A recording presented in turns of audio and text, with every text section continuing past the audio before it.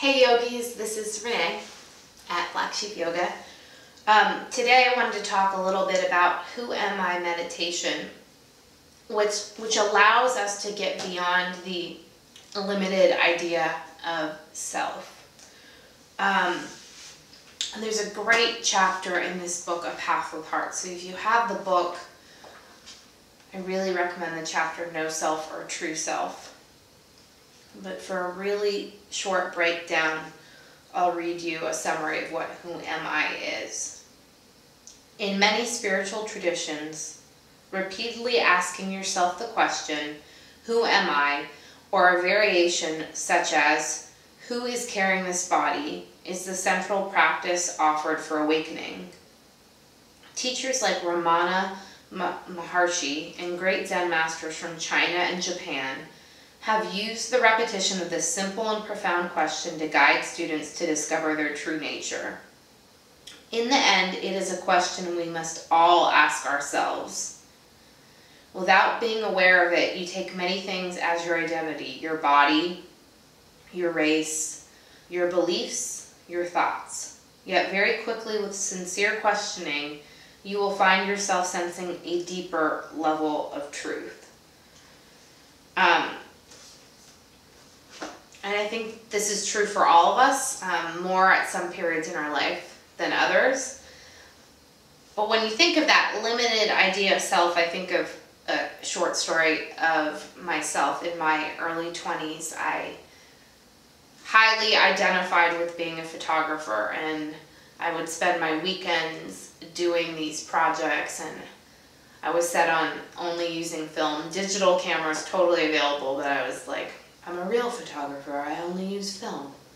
So I did that. I did the whole I'm a real photographer thing. And I would take a good friend and we would go to the beach and set up a big box big enough to fit a human being. And she would sit in the box and I would take her picture. And then that went on to these projects of me going in front of abandoned buildings and taking self-portraits, and from there going down to another beach, a private beach, with a really good friend and setting up these rituals with candles and the like, and sitting there, and we would, I forget what we chanted, but we did a Shiva chant, and we would do the Shiva chant, and then we would burn things that we were trying to let go of and take pictures of it. This became other pictures and so forth. I don't know if you can see this, but we did these pictures in my backyard at some point. And we would always wear costumes in these pictures too. And because of all the time I did put into photography, I mean, practice is practice, people.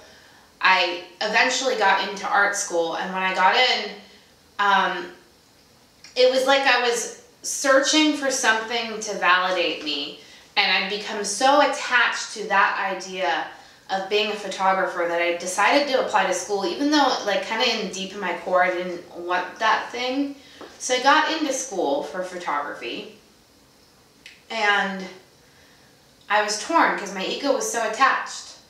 And yet in my gut, I had already been teaching yoga for a little bit. I knew that teaching yoga was what I wanted to put my time and my extra effort into. And I just think of this as one example. If there's anything, any part of your identity you've been really attached to, it can be a good thing too. Like, I am a good mother. We're all imperfect, so the moments when you fail or you do something imperfectly become more tinged with pain the more you're attached to the identity. So what I say to this is that we do have ways of dealing with this, and one of them is to sit here and then sit upright and set up for a meditation. And if you have time right now, do it right now. Set a timer for 15 minutes and say out loud, who am I? And then answer the question. You can write it down, or you can say it aloud. Who am I? And so forth. It also helps to do it with a partner. So if you sit and you face someone you really trust, that's important. And you set a timer, and the first person says to the second, "Who are you?" for 15 minutes. And they respond. And then when that's over, the second person will say, "Who are you?" and so forth.